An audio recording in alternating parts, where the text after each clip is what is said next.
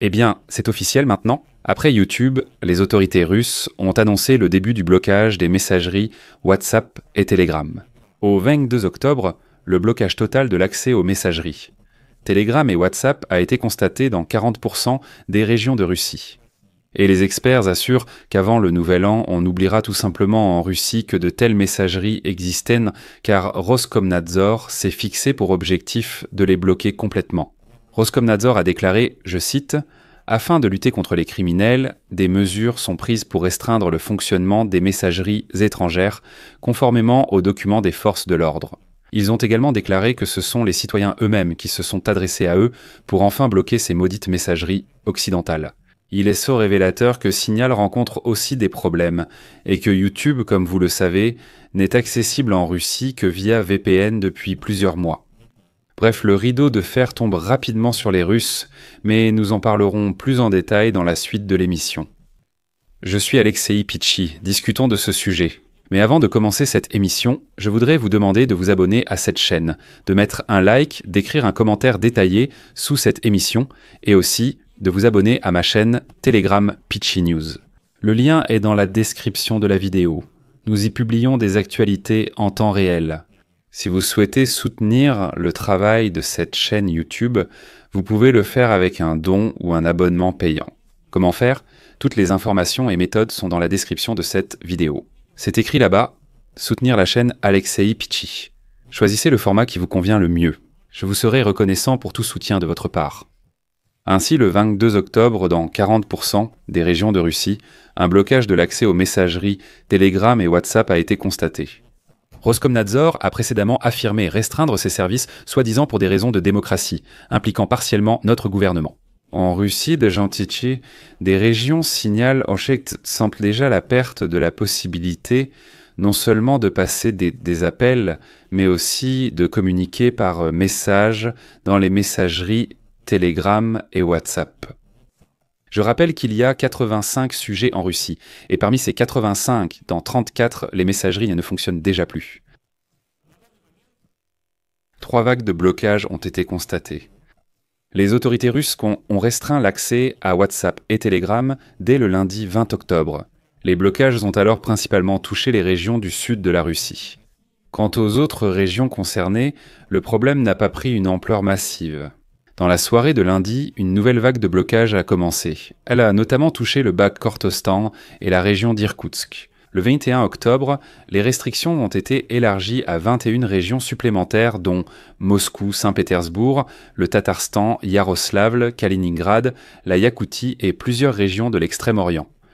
Dans la journée du 22 octobre, Roskomnadzor a annoncé avoir commencé, selon leur dire, une restriction partielle du fonctionnement de WhatsApp et Telegram. Citation.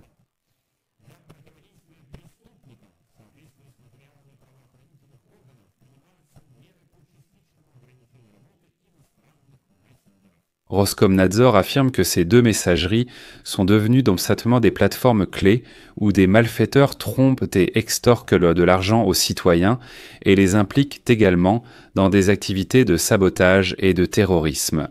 Et voilà.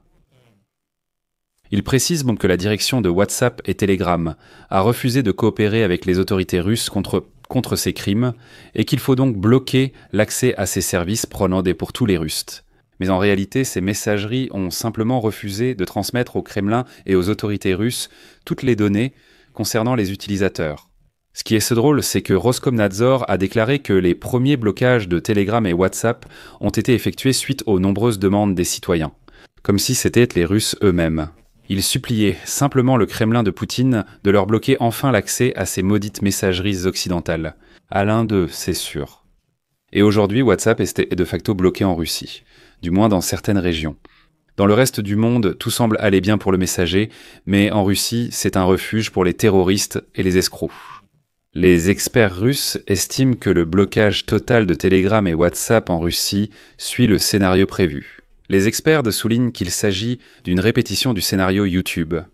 Je rappelle que la plateforme vidéo américaine YouTube a commencé à être bloquée à l'été de l'année dernière et qu'à la fin de 2024, elle a cessé de fonctionner en Russie sur tous les appareils sans VPN activés.